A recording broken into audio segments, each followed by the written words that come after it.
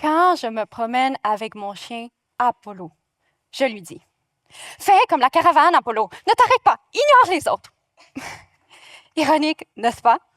Alors que le proverbe dit « Les chiens aboient, la caravane passe », moi, je dis à mon chien de passer. Ainsi, tandis que mon chien devient chameau, les bancs de neige se transforment en dunes devant mes yeux et je rêve à des changements de perspective.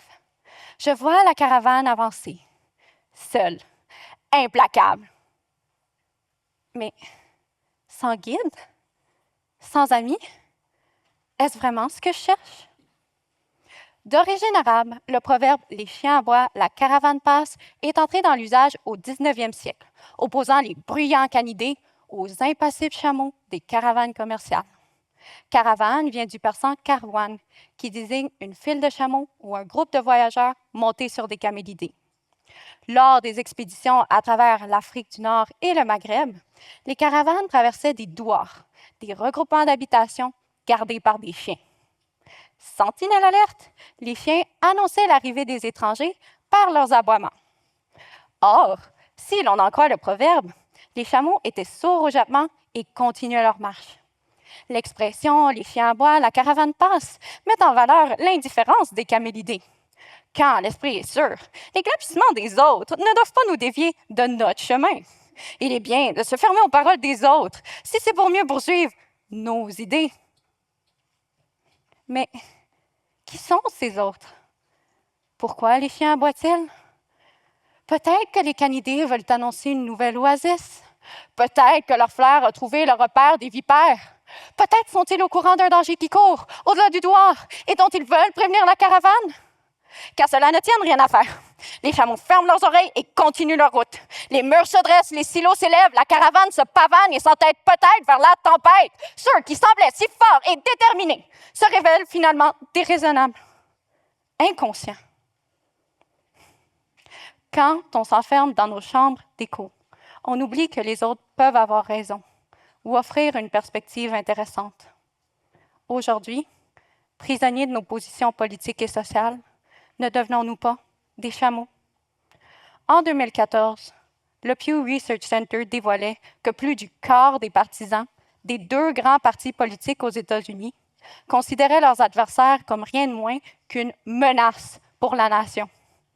Plus récemment, en 2022, une étude menée par l'Université McGill et l'Université de la Caroline du Nord montrait que les partisans de ces deux mêmes camps jugeaient leur vis-à-vis comme carrément idiots. Comme les chameaux, on rejette d'emblée la parole divergente.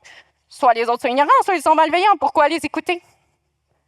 Avec cette mentalité, pas étonnant que 2/3 des Canadiens s'inquiètent de la polarisation grandissante des débats. Certes, face aux insultes, les plumes d'un canard sont bienvenues. Mais les critiques ne sont pas toujours extrêmes. Quand des vidéos de 15 secondes ridiculisent, d'autres analyses, plus nuancées, offrent un argumentaire qui peut transformer de l'intérieur. La peur des mots, des siens ou de ceux des autres, ne réduit pas la dissonance. Le silence sans sauvage dans le désert. Sans voix, plusieurs voix, il n'y a pas d'harmonie. Aujourd'hui, reconnaissons-le, nous sommes tous tantôt chiens, tantôt chameaux. Alors, comment s'entendre? Il faudrait apprendre qu'un désaccord n'est pas une attaque. Si certains jappements sont maladroits, ils ne sont pas nécessairement malveillants. En contrepartie, nous avons un devoir de dignité. Oui, c'est une demande qui se vote. Mais, plus difficile, c'est appeler notre oncle du Saguenay, avec qui on n'est pas toujours d'accord. Voir notre cousine de Montréal qu'on trouve un peu trop grano. Écouter les idées bizarres de notre collègue de classe. C'est sortir, parler à nos voisins, qu'ils soient rouge, bleu, vert, mauve ou orange. Malgré mes imprécations répétées, mon chien Apollo n'a jamais bien incarné les chameaux d'autrefois. Loin d'être sourd aux paroles des autres, son écoute nous a souvent apporté des merveilles. D'ailleurs, c'est grâce à ses grandes oreilles qu'il a trouvé celui qui est devenu son petit frère. Un chaton qui miaulait, abandonné dans la rue. Voici une autre expression que mon fidèle ami a démentie pour le mieux. S'entendre comme chien et chat. Chat, chien ou chameau, si l'on abat le mur qui nous sépare des autres, peut-être éviterons-nous de foncer droit dedans. Merci.